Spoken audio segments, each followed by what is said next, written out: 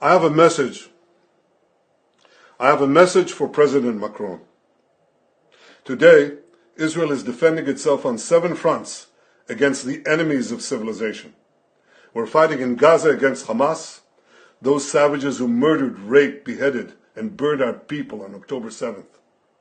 We're fighting in Lebanon against Hezbollah, the most heavily armed terror organization in the world, which was planning an even greater massacre than October 7th on our northern border, and that has rocketed Israeli towns and cities for nearly a year. We're fighting against the Houthis in Yemen and the Shiite militias in Iraq and Syria that together have launched hundreds of drones and missile attacks against Israel. We're fighting against terrorists in Judea and Samaria who are trying to murder civilians in the heart of our cities. And we're fighting against Iran, which last week fired over 200 ballistic missiles directly at Israel, and which stands behind the 7-front war against Israel.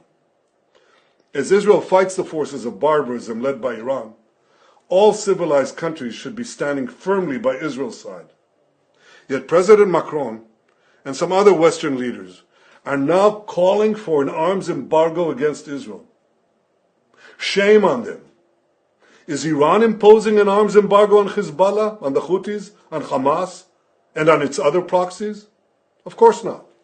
The axis of terror stands together. But countries who supposedly oppose this terror axis call for an arms embargo on Israel. What a disgrace. Well, let me tell you this. Israel will win with or without their support.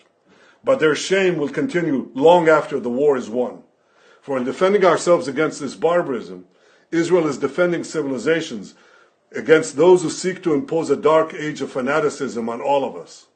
Rest assured, Israel will fight until the battle is won, for our sake and for the sake of the peace and security of the entire world.